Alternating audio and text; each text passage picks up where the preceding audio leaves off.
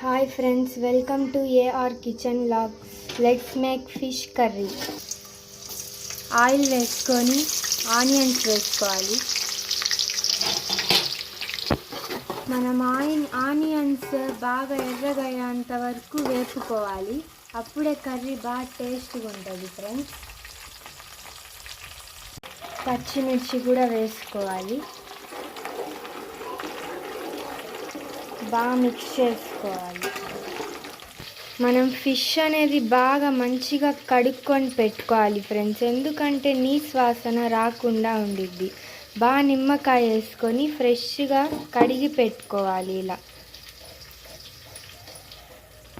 నేను చిన్న చిన్న పీసెస్ కట్ చేసుకున్నాను. మీకు కావాలంటే మీరు పెద్ద పీసెస్ అయినా కట్ చేసుకోండి, అది మీ చాయిస్. గోల్డ్ కలర్ వచ్చేంత వరకు ఫ్రై చేసుకోవాలి. మంచిగా గోల్డ్ కలర్ వచ్చాక అప్పుడే కర్రీ టేస్ట్గా ఉండేది. అల్లం వెల్లుల్లి పేస్ట్ వేసుకోవాలి. మనం చేపల పులుసుకి ఎక్కువ మసాలా పట్టిద్ది. ఎక్కువ మసాలాలు వేసుకుంటే బాగుంటుంది ఫ్రెండ్స్. పచ్చి వాసన పోయేంత వరకు ఫ్రై చేసుకోవాలి. ఇప్పుడు టమాటాలు వేసుకోవాలి. కల్లుప్పు వేసుకోవాలి. పసుపు వేసుకోవాలి.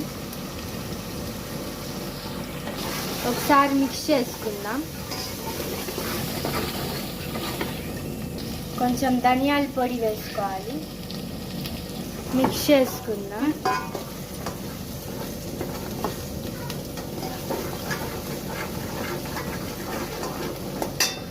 ఫ్రెష్గా పట్టుకున్న కొబ్బరి పేస్ట్ వేసుకోవాలి.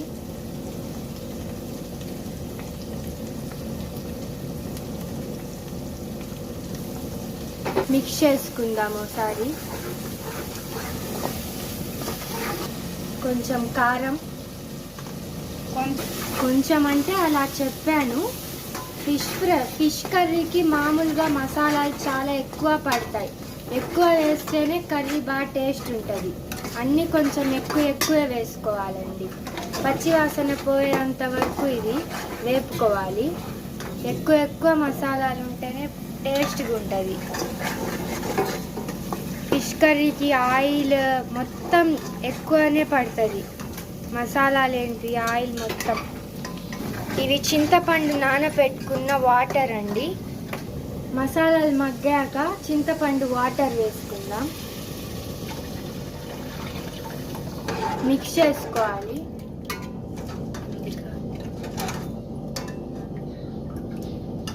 కొత్తిమీర యాడ్ చేసుకుందాం. ఒకసారి మిక్స్ చేసుకుందాం. చూసారా అండి, ఆయిల్ ఇలా పైకి తేలుతూ ఉండాలి. ఇప్పుడు కడిగి పెట్టుకున్న ఫిష్ వేసుకుందాం.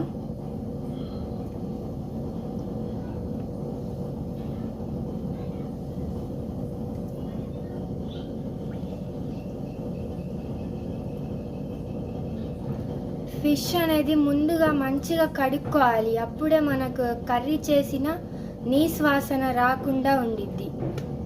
మనం ఎన్నిసార్లు కడిగితే అంత మంచిది ఫిష్ అనేది.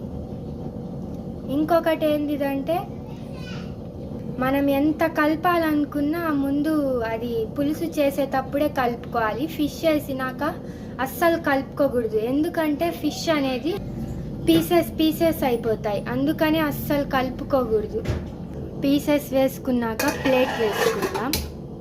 ప్లేట్ వేసుకున్న తర్వాత ఒక అరగంట ఉడికించుకుందాం. మీడియం ఫ్లేమ్లో ఉడికించుకోవాలి. ఇలా మిడిల్లో ఒకసారి ప్లేట్ తీసుకొని చూసుకుందాం. వావ్, అసలు స్మెల్ ఎంత అదిరిపోయింది ఫ్రెండ్స్, చాలా బాగుంది. ఊరికే జస్ట్ చూసుకోవాలి, మనం కలపకూడదు. ఎందుకంటే ఇందాక చెప్పాను కదా, పీసెస్ అనేవి చిన్నగా కట్ అయిపోతాయి. అందుకనే కలపకూడదు. అసలు స్మెల్ మామూలుగా లేదు ఫ్రెండ్స్. ఈ స్టైల్లో చేసుకుంటే ఫిష్ కర్రీ తినని వాళ్ళు కూడా తింటారు ఫ్రెండ్స్, అంత బాగుంటుంది.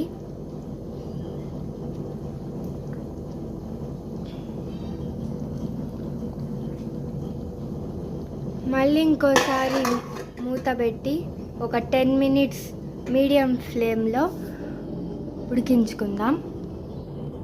మళ్ళీ ఒకసారి ప్లేట్ తీసుకొని చూసుకుందాం ఫ్రెండ్స్. వావ్, చాలా బాగా ఉడికింది. సో ఫిష్ కూడా ఉడికింది. ఇలానే మనం ఫిష్ కర్రీ చేసుకోవాలి. అసలు ఫిష్ కర్రీ తినని వాళ్ళు కూడా ఈ స్మెల్కి తినేస్తారు, అంత మంచి స్మెల్ వస్తుంది ఫ్రెండ్స్. సూపర్ టేస్టీగా ఎమ్మీగా ఉంది ఫ్రెండ్స్.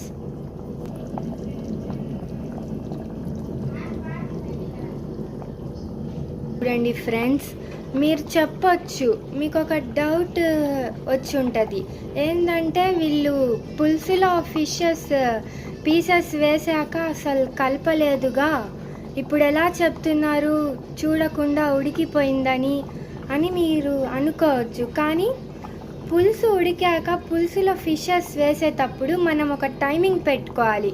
1/2 అవర్ వరకు మనం టైమింగ్ పెట్టుకోవాలి. ఆ టైమింగ్ ప్రకారం ఇంకా స్టవ్ ఆఫ్ చేసుకోవాలి. ఎందుకంటే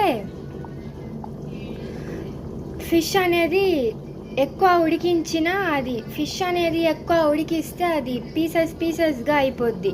అందుకని ఎక్కువ ఉడికించకుండా కరెక్ట్ దాని టైం ప్రకారమే ఉడికించుకోవాలి.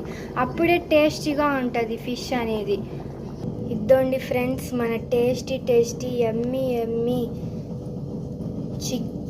ఫిష్ కర్రీ చాలా బాగుంది కదా ఫ్రెండ్స్. మీరు కూడా ఇలా ట్రై చేయండి ఫ్రెండ్స్. అసలు ఫిష్ కర్రీ తినని వాళ్ళు కూడా తింటారు ఫ్రెండ్స్. సో చాలా బాగుంది కదా ఫ్రెండ్స్. సో టేస్ట్కే ఎమ్మీ అనిపిస్తుంది ఫ్రెండ్స్. సరే బాయ్ ఫ్రెండ్స్, ఇష్కి ఆల్. ఇంకో వీడియోలో మళ్ళీ కలుద్దాం.